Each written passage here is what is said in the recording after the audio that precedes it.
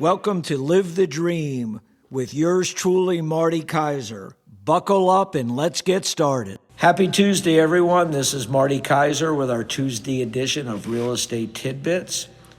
Hope everyone had a great weekend, and we're still dealing with our heat, but that's probably going to be the way it is for the next probably at least a month, maybe 6 weeks.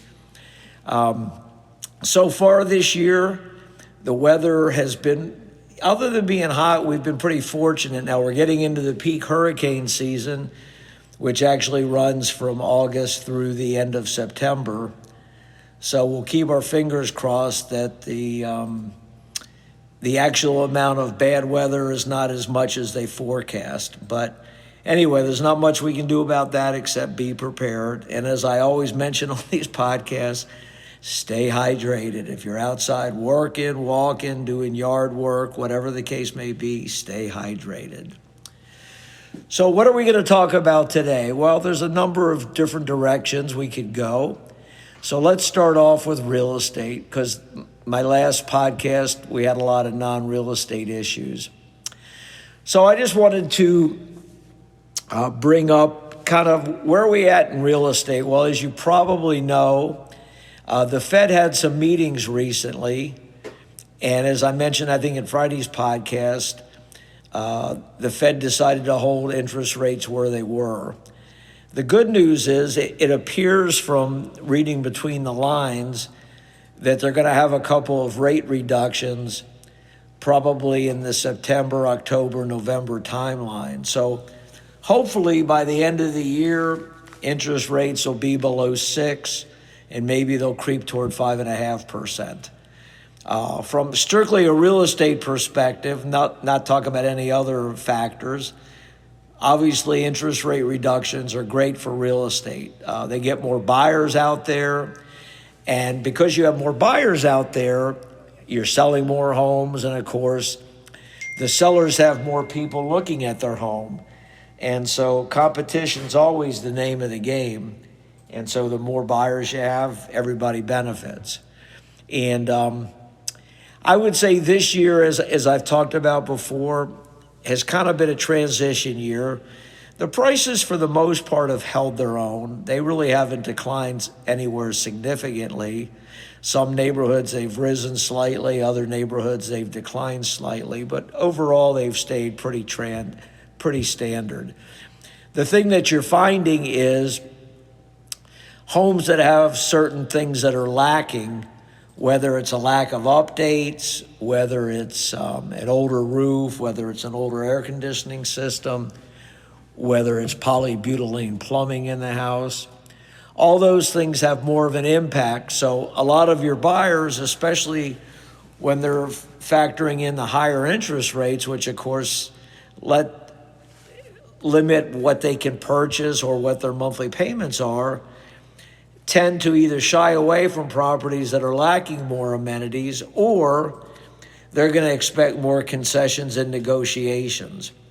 So that's why it's imperative that when you're visiting with sellers, you explain this in detail. Not only do you show them data, but you have to go into more the trend assessment and the psychology from a buyer's perspective.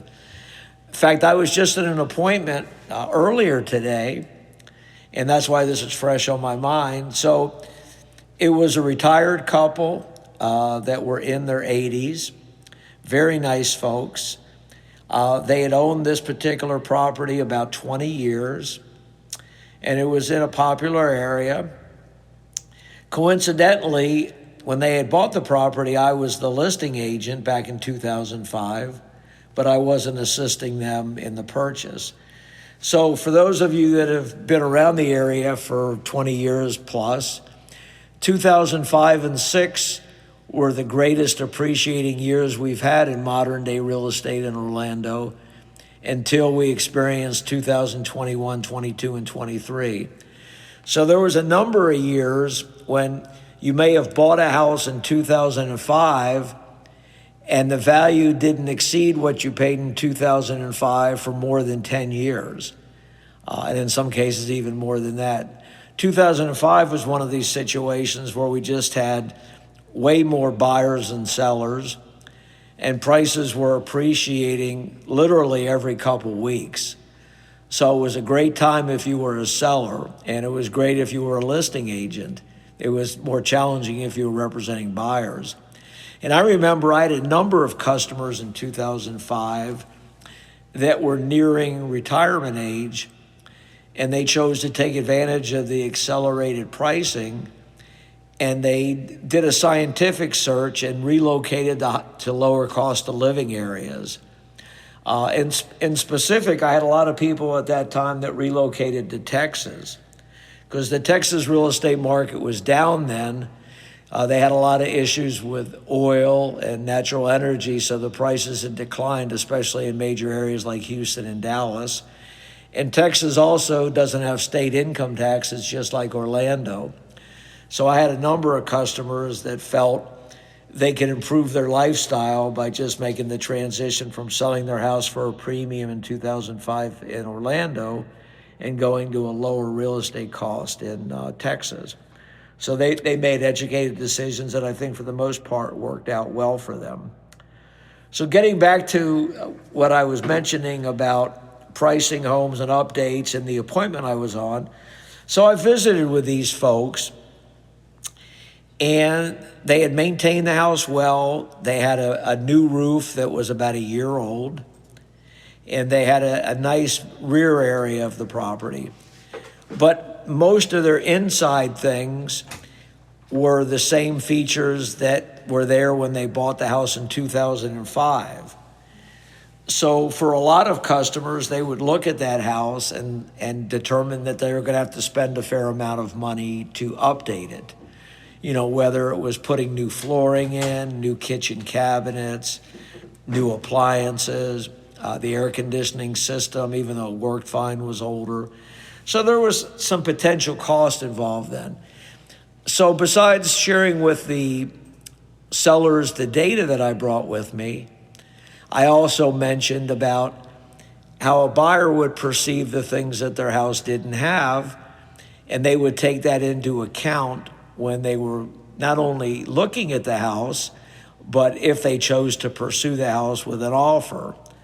So I explained it was quite possible that their house would be a house that we would need more activity than, let's say, a house that had been more modernized, because each house is unique, but you'll list some superior houses where you can just tell by the quality and the contemporary nature of the upgrades that the house will go under contract quickly. And if you had maybe 5 or 10 showings on the house, you would definitely get a solid offer. So your market time should be a lot less than, providing that you took all those variables into account when you priced the home. On a home like the one that I'm mentioning that needed more improvements and such, 2 things were going to take place, in my opinion. Number one, I was going to have to price the house a little bit more conservatively, taking into account the things that the house was going to need.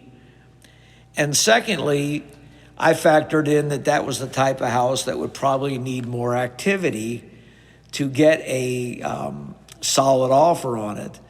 And I'm eliminating what I call investors, because investors live for these kind of homes, but they come in with kind of, off the wall offers. Like, it's very common. I get investor calls daily, and at the end of the day, they're looking for 25 to 40% off market value. So if you're representing a seller and they're looking to sell their property and it's not a distress sale, obviously, given those deep-seated discounts, is not something that the seller is going to be interested in. But you still need to take all these variables into account so that when you get the house on the market, you're getting a steady flow of customers, taking into account market conditions that were still at higher interest rates. And you want to get a steady stream of people through the house because, the more people you get through a house, the quicker it's going to sell, hopefully the higher price it's going to sell for. And thirdly, you're going to get great feedback early on. And feedback is so important because I can tell my customers the things that I'm sharing on this podcast, But sometimes it has more relevance when repetitive buyers have the same comments when they say reasons why they are not pursuing that house. So I always try to give people as much accurate and finite information as I can. And typically, most of my customers, after I show them this information, are in agreement with me, and we come up with a solid strategy, and hopefully are successful selling the house for a solid price in a reasonable timeline. Now, when it comes to showing the buyers those type of homes, obviously a lot of buyers are going to come up with these different things the property's lacking. And then the counterpoint to the buyer is, well, those are things that you can always update to suit your budget. None of the things are defective. They're all working. They may not be exactly your taste, but you can kind of be selective about what you update in terms of, what's most important to you. For some people, it may be the kitchen. Other people, it may be the flooring. Other people may want nicer stainless steel appliances. So everybody's priorities vary. But as long as the things are functioning properly and they're not really what I would call substandard, they're just not contemporary, you can kind of do a regimented transition in terms of changing these things to correlate that to not only your taste, but your budget. Everybody has different budgets. Some people will come along and say, I'm going to spend X amount of dollars on this, and I'm going to do it as soon as I become the owner of the house. Other people will have a different approach to it. So there's always different horses for courses, as we say. So everybody has a different priority system. And I always find this part of my job to be one of the most important things I do. And I also find it to be interesting. I try to establish a good personal rapport with my customers. In fact, these folks I visited with earlier today, they were really very pleasant people. And so, we talked about real estate a long time. I explained to them some of the things that buyers would be commenting on about their house on the pro or con basis. I explained to them how the market conditions were, what kind of trends we were seeing. It just so happened that these folks, after getting more personal information from them, were not really prepared to list their house for about 6 months, which is fine. I completely understood their reasoning behind it. And I shared with them we would do the same assessment in 6 months so that when they were ready to go to market, we would see if the market had changed, either on a positive way or a negative way. Hopefully on a positive way, especially if the interest rates have declined like we're hoping to do during the last quarter of 2025. And so I think they had a better understanding and appreciation. And I think we parted in a very good way. And I fully expect they'll ultimately list their home with me, and I'll ultimately sell the home. And I always encourage them to, after I leave the information behind that I shared with them, if they had additional questions, by all means to contact me. I'm still kind of old school when it comes to contacting. I always have my phone 24/7 with me. And unless I'm on an appointment, I pretty much answer my phone most of the time. I don't try to, for lack of a better term, pawn my calls off to other agents or an administrative assistant or anything like that. To me, the people have a relationship with me. There's reasons why they selected me to help them. And so they're going to get the real McCoy when they call me. It's just like when I go to a doctor's office. I usually have done research on doctors and pick out doctors that I think are going to be quality doctors in the specialty that I'm looking for. And I want to deal with the doctor, not their physician's assistant. Not that there's anything wrong with a physician's assistant, but I want to deal with the doctor that I selected, not somebody that works under his or her control. But that's me,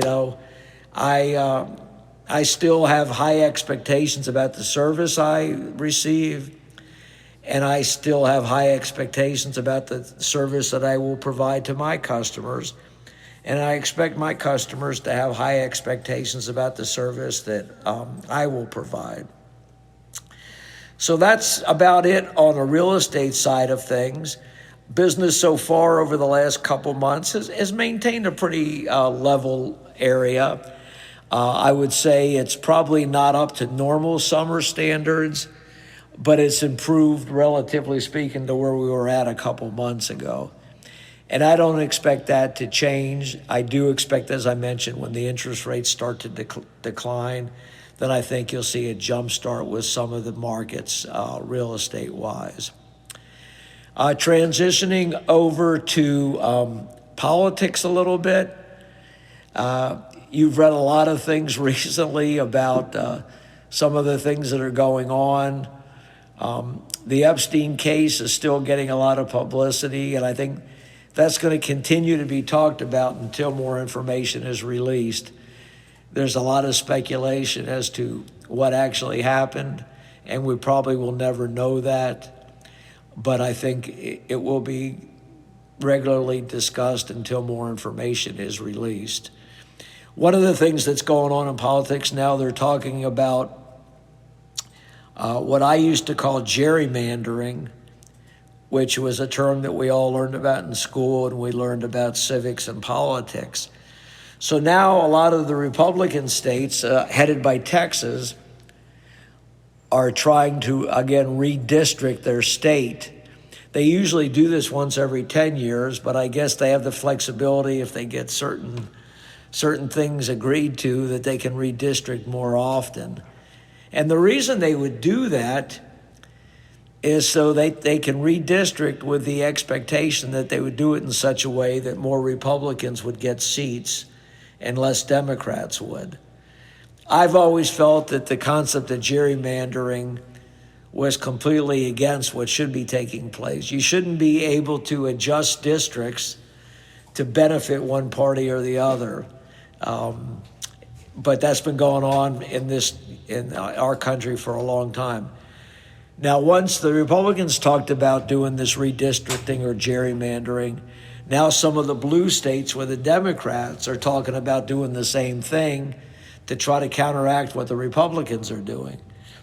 The whole reason for this is the midterm elections that take place in 2026, because on the Republican side, they want to maintain the majority in Congress, along with the president and the Senate, and Congress is the one that comes up for the midterms, because if they maintain control of those three things, they can pretty much get done whatever the president wants, because they'll be in the majority in all three chambers. On the Democratic side, just the opposite. If they can gain control of Congress and they don't agree with some of the things that the president wants to do, they can pretty much put a halt to that. So there's a lot at stake. If you like the direction of the country, you would want the status quo to maintain it. If you don't like the direction of the country, you would want to have more of a checks or balances. I myself like the concept of checks and balances. The problem in our country has been for a lot of years that checks and balances are good to control one party from doing everything, but at the same time, the minority party tends to sometimes be obstinate in their opposition just to be opposition and not because what they're opposing is a bad idea. But I don't think that's going to change anytime soon. We have a political system, as I mentioned, that's pretty much broken in this country. And until we do an overhaul and get a viable third party, nothing's going to change. And unfortunately, people don't want to relinquish power.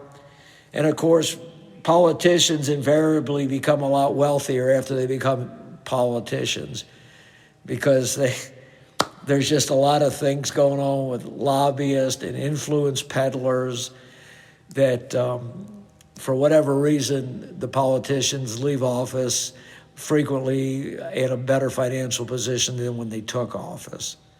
And that's unfortunate. The theory behind public service is to benefit the whole, but a lot of people don't go into it for those reasons. Some do, and those folks should be applauded, but a lot of people go into it for personal gain or power. So that's all for today. Everybody have a great rest of the week. We'll see everybody on Friday.